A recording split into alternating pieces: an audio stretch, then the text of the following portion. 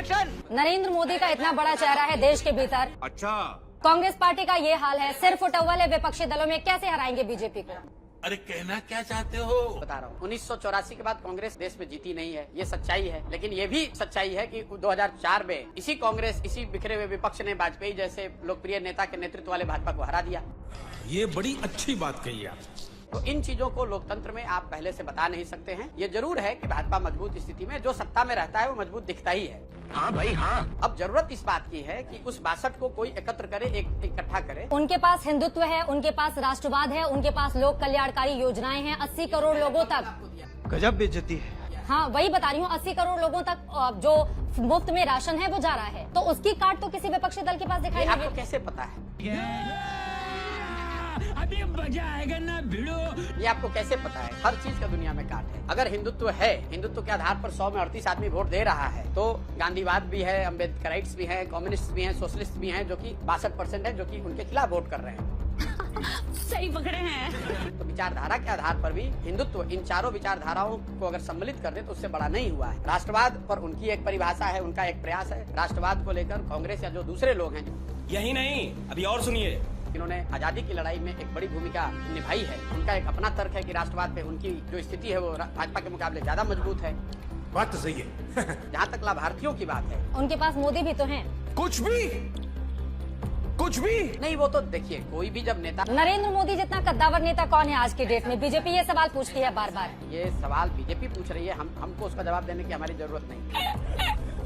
जब कभी इंदिरा जी रही होंगी, वो भी इतनी इससे भी बड़ी कद्दावर नेता थी, उनको हरा दिया गया कि नहीं हरा दिया गया? जनता के आगे कोई नहीं। दोस्तों, गोदी मीडिया और गोदी एंकरों ने मोदी और भाजपा के लिए अपनी शाख बट्टे पर लगाना शुरू किया तो नेताओं और प्रवक्ताओं ने भी इन्हें जलील करना शुरू कर दिया। आए दिन गोदी मीडिया के डिबेट में गोदी एंकरों को फटकार लगता ही रहता है। आप ये इंटरव्यू ही देख लीजिए कि कैसे गोदी एंकर चित्रा त्रिपाठी हर बार मोदी के प्रति अपनी वफादारी साबित करने में लगी हुई है, जिस पर प्रशांत किशोर इस गोदी एंकर समेत गोदी चैनल के भी जमकर क्लास लगा रहे हैं। पर क्या कहें, इन गोदी एंकरों को शर्म मगर आती नहीं। लेकिन दिखता तो नहीं है कि इन तमाम मुद्दों को लेकर विपक्ष एकजुट नजर आएगा।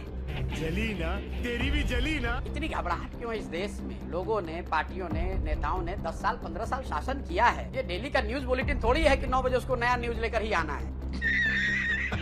अगर 10 साल से भाजपा का शासन चल रहा है, 15 साल लोग रहे हैं देश में प्रधानमंत्री, आप लोग तो ऐसे बता रहे हैं जैसे कभी ऐसा हुआ ही नहीं है। प्यारी समझ गई। तो आप सीधे शब्दों में कह दीजिए ना कि 24 में फिलहाल कोई नरेंद्र मोदी को चुनौती देता हुआ नजर नहीं आ रहा है। इस प्रकार की बचकाना बातें मेरे शब्दों को अपने हिसाब से अमित शाह जी की ओर से कहा गया है मैं आपको कि 24 में वो आ रहे हैं, किसी को कोई शक और शुबा इसमें नहीं होनी चाहिए। अपनी पार्टी के नेता हैं तो क्या कहेंगे कि मैं चुनाव हार रहा हूँ? बंगाल में अमित शाह जी ने क्या कहा था? आप लोगों ने चैनल पे क्या चलाया? अरे बाप रे, ये तो धोती खोल रहा है कि मुझे 200 सीट आ रहा है। अभी कभी आपकी हिम्मत पड़ी ये पूछने की आज तक कि अमित शाह से कि आपने कहा था 200 सीट, आपको कितना सीट आया? आप पूछा गया था कई बार उनसे। ये फंस गया। क्या बोला बता दीजिए, वो भी दर्शकों को बता दीजिए क्या बोला। जिस 5 किलो अनाज लाभार्थी की बात कर रहे हैं, मैं गांव गांव में जाकर कह रहा हूँ कि तुम्हारे वोट की कीमत 5 किलो अनाज नहीं है, तुम्हारी वोट की कीमत है तुम्हारे बच्चे का भविष्य, तुम्हारे बच्चे के लिए शिक्षा और रोजगार। ये बड़ी अच्छी बात कही आप। इस पर वोट दीजिए। आपकी रुचि ये है कि हेडलाइन क्या बनाएगा, आपकी रुचि इसमें नहीं है कि मैं गांव में क्या देख रहा हूँ। किसी मीडिया या किसी टीका टिप्पणीकार की इसमें रुचि नहीं है कि बिहार में समाज के स्तर पर इसमें कोई परिवर्तन हो रहा है कि नहीं हो रहा है। यही नहीं, अभी और सुनिए। आपकी रुचि इसमें है कि भाई चुनाव कौन जीतेगा, मोदी जी हारेंगे कि नहीं हारेंगे। अरे भाई, जो मोदी जी को हराने जिताने का जिन लोगों ने ठेका लिया हुआ है उनको वो काम करने दीजिए। मैंने ठेका लिया हुआ है, मुझे बिहार की जनता को समझाना है कि भाई तुम अपने बच्चे के लिए वोट करो। यानी कि नरेंद्र मोदी के लिए अगर इन लोगों ने आपस में इस तरह से तालमेल नहीं बिठाया, फिर मोदी की राह 24 के लिए आसान। क्या साबित करना चाहता है तू?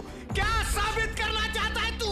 थे तो उसके बाद एक वो कहानी पढ़ते थे, एक कविता थी, उत्सुक होकर शिशु ने पूछा फिर क्या होगा उसके बाद। आपने एक तय किया हुआ है कि मुझे इनसे कहलवाना है कि मोदी के सामने कोई नहीं, ये आपका हेडलाइन बनेगा। अब आप उसको मेरे मुंह में डलवाना चाह रहे हैं। समझ रहे हो?